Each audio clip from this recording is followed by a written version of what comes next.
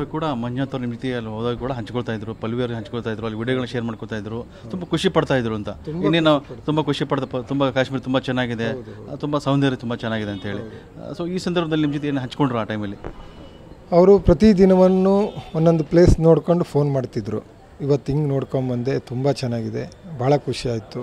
ಇಲ್ಲಿ ಜನಗಳು ಅಷ್ಟೇ ಸ್ಪಂದಿಸಿದ್ದಾರೆ, ಯಾವುದೇ ರೀತಿ ನಮ್ಗೆ ಪ್ರಾಬ್ಲಮ್ ಕೊಟ್ಟಿಲ್ಲ, ಭಾಳ ಖುಷಿ ಆಗ್ತಿದೆ. ಭಾಳ ಖುಷಿಯಿಂದ ಭಾರಿ ಒಂದು ಉತ್ಸಾಹದಲ್ಲಿದ್ದರು. ಮೊನ್ನೆ ಅದೇ ರಾತ್ರಿ ಫೋನ್ ಮಾಡಿ ಹಿಂಗೆ ನಾಳೆ ಪಹಲ್ಗಾಮಿಗೆ ಹೋಗ್ತೀನಿ, ಅಲ್ಲಿಯ ಒಂದು ಪ್ರವಾಸದ ಟಿಪ್ಸನ್ನು ನಂಗೆ ಹೇಳು, ಎಲ್ಲಿ ಹೋಗಬೇಕು, ಫಸ್ಟ್ ಎಲ್ಲಿ ಹೋಗಬೇಕು, ಏನು ಮಾಡಬೇಕು ಅಂತ.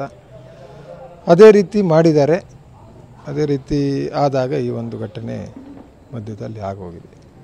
ಅಂದರೆ ಈ ಘಟನೆ ಬಳಿಕ ಭಯೋತ್ಪಾದಕರು ಅವರು ಹತ್ಯೆ ಮಾಡ್ತಾರೆ, ಅದರ ನಂತರ ನಿಮಗೆ ಮೆಸೇಜ್ ಕೂಡ ಬರುತ್ತೆ ಹಿಂಗಾಗಿದೆ ಅಂತೇಳಿ, ನೀವು ಕುಟುಂಬಸ್ಥರು ಕೂಡ ಅದನ್ನು ಹೇಳ್ತೀರಂತ. ಎಷ್ಟು ಗಂಟೆಗೆ ಆಯ್ತು, ಏನಾಯಿತು ಅಲ್ಲಿ? ಅಭಿ, ಸೈಡ್ ತಗೊಳ್ಳೋದು ಬೆಟರಾ ಅಥವಾ ಅಪಾರ್ಟ್ಮೆಂಟ್ ತಗೊಳ್ಳೋದು ಬೆಟರಾ? ಚಿಂತೆ ಯಾಕೆ, ಒಬ್ಬ ರಿಯಲ್ ಎಸ್ಟೇಟ್ ಎಕ್ಸ್ಪರ್ಟ್ ಜೊತೆ ಮಾತಾಡು. ಹೌದಾ? ಹೇಗೆ? Boss Vala B the boss. ಚಟುವಟಿಕೆ ಬಗ್ಗೆ ಹೇಳಿದ್ರ? ಅದೇ ಅವರು ಮನೆಯವರು ಪಲ್ಲೆಯವರು ಫೋನ್ ಮಾಡಿದ್ದು ಸಾಧಾರಣ 3:20 ಮಧ್ಯಾಹ್ನ, ಸಾಧಾರಣ 1:30 ಅಂತ ಸಮಯದಲ್ಲಿ ಆಗಿದೆ.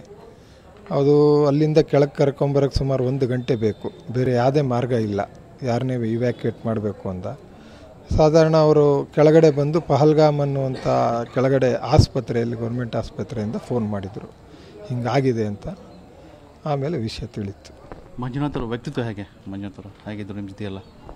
ಮಂಜುನಾಥ್ ವ್ಯಕ್ತಿತ್ವ ಬಹಳ ಒಳ್ಳೆಯ ವ್ಯಕ್ತಿತ್ವ. ಅವರು ಭಾರಿ ಫ್ರೆಂಡ್ಲಿ ನೇಚರು, ಸ್ನೇಹಿತ ಜೀವಿ, ಎಲ್ಲ ಕಡೆಗೂ ಒಂದು ಜವಾಬ್ದಾರಿಯುತವಾಗಿ ಓಡಾಡುವಂಥ ಮನುಷ್ಯರು. ಯಾವುದೇ ಅದನ್ನು ನೆಗ್ಲೆಕ್ಟ್ ಮಾಡೋದಿಲ್ಲ. ಒಂದು ಪ್ರವಾಸನೇ ಇರ್ಬೋದು, ಹೀಗೆ ಇರಬೇಕು, ಹೀಗೆ ಸಿಸ್ಟಮಲ್ಲಿ ಹೋಗಬೇಕು, ಯಾವುದೇ ಒಂದು ನೆಗ್ಲಿಜೆನ್ಸ್ ಇಲ್ಲದೆ ಸೇಫ್ಟಿಯಾಗಿ ಹೋಗಬೇಕು, ಎಲ್ಲ ಥರದ ಮುತುವರ್ಜಿ ಹೋಗುವಂಥ ವ್ಯಕ್ತಿ.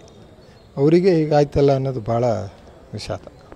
ಇದು ಸ್ನೇಹಿತ ಗಣೇಶರ ಮಾತಾಗಿದೆ. ತಮ್ಮ ಸ್ನೇಹಿತ ಪ್ರವಾಸಕ್ಕೆ ಹೋಗಿದ್ದರು, ತುಂಬ ಖುಷಿಪಟ್ಟಿದ್ದರು. ನಾನು ಕೂಡ ಪ್ರವಾಸಕ್ಕೆ ಹೋಗಿ ಬಂದೆ, ಅವ್ರಿಗೆಲ್ಲ ಮಾಹಿತಿಯನ್ನು ಕೂಡ ಕೊಟ್ಟಿದ್ದೆ. ಆದರೆ ಈ ನಡುವೆ ಕೂಡ ಈ ಒಂದು ದುರ್ಘಟನೆ ನಡೆದಿದೆ, ನಿಜಕ್ಕೂ ಕೂಡ ತುಂಬ ಬೇಸರ ಆಗಿದೆ. ಅವ್ರ ಪತ್ನಿ ನನಗೆ ಅಲ್ಲಿ ಒಂದು ಘಟನೆಯನ್ನು ಹೇಳಿದಾಗ ನನಗೆ ತುಂಬ ಆಘಾತ ಆಯಿತು. ಈಗ ಕುಟುಂಬಸ್ಥರು ಕೂಡ ತುಂಬ ದುಃಖದಲ್ಲಿದ್ದಾರೆ. ಸೊ ಸರ್ಕಾರ ಈ ನಿಟ್ಟಿನಲ್ಲಿ ಏನು ಕ್ರಮಗಳಾಗಬೇಕಾಗಿದೆ, ಏನು ಮುಂಜಾಗ್ರತೆ ವಹಿಸಬೇಕಾಗಿದೆ, ಏನು ಸಹಾಯ ಬೇಕಾಗಿದೆ, ಆ ನಿಟ್ಟಿನಲ್ಲಿ ಆಗಬೇಕು ಅನ್ನೋ ಮಾತನ್ನು ಕೂಡ ಹೇಳಿದ್ದಾರೆ. ಕ್ಯಾಮ್ರಾಮನ್ ಶಶಿಕುಮಾರ್ ಜೊತೆ ಬಸವಗಣ್ವಿ, TV9.